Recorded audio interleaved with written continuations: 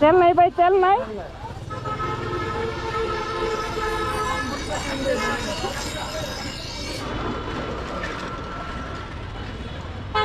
সামনে দোকান আছে, খুচরা তেলের দোকান। ভাই এই সামনে মিস্ত্রির দোকান আছে, ওখানে দেখতে পারেন। আচ্ছা, কোন দিকে এটা ভাই? এদিকে একটু সামনে। আচ্ছা ঠিক আছে। না বসেন, ধাক্কা দিয়ে দেন।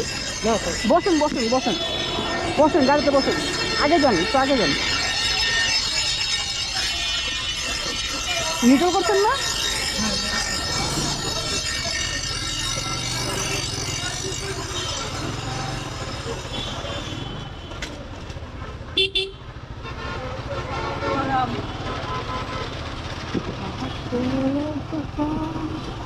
তেল শেষ হয়ে গেছে গাড়ি।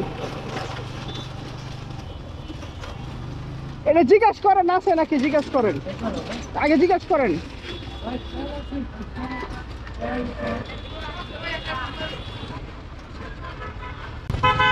আসেন, আসেন। সামনে জোড়া খাম্বা আছে সামনে।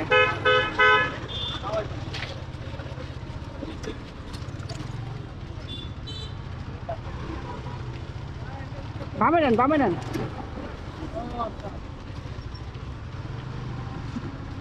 এই দাঁড়া, কাকা দাঁড়া, কাকা। এমনি টানতেছেন কি লাগে? আরে গাড়ি পাগল। ওই এমনি টানতেছে কি? গাড়ির তেল শেষ দেখতেছে।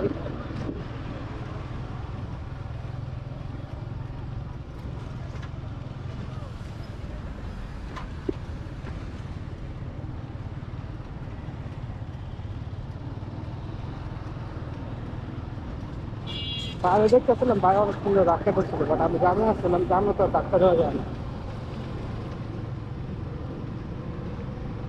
আমার তেল শেষ, বাট আমার রিজার্ভের তেল আছে, আমার গাড়ি চালালে আমি যেতে পারতাম। আমার মিটারে লাইট জ্বলতে আছে তেলে।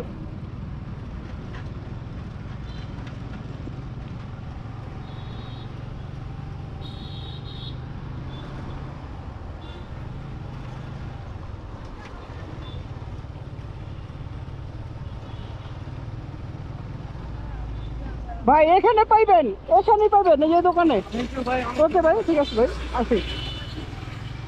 এই থেকে আবার খুচরা তেল বিক্রি করে। আমি এই সময় একটা জ্যামে অনেকক্ষণ ছিলাম, বাট জ্যামে তো আর বাইক ধাক্কা দেওয়া যায় না। তো আমি দেখছি বাইকে হাঁটায় নিয়ে যেতেছে, আমাদের বাইকে কোনো সমস্যা হয়েছে। তো জাম ক্লিয়ার হয়েছে পর দেখি তাও ভাই গাড়ি ধাক্কাইতেছে। আমি আমার বাইকে থেকে তেল দিতাম, বাট আমার বাইকে ওয়েল নাই, একটু পর রিজার্ভে চলে যাবে, মিটারে সিগন্যাল উঠে রয়েছে।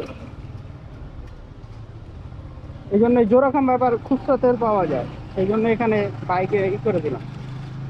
আমরা এখানে না পাইলে সামনে পাম্প আছে। আমার তো তেল থাকলে রিজার্ভে না চলে গেলে আমি তেল বের করে দিতে পারতাম। আমার কিছু বাইকে তেল নাই, তেল ভরবো ভরবো, বড় হয় না, এই যাবো। কালকে আরেক বাইক হাইওয়ের উপরে দেখি বাইকে তেল শেষ, তো বাইরেও ধাক্কা ধাক্কা অনেকখানি নিয়ে আসে, প্রায় 2-3 কিলো। আর পা দিয়ে ধাক্কা দিলে কষ্ট আছে, পা ব্যথা করে দেয়।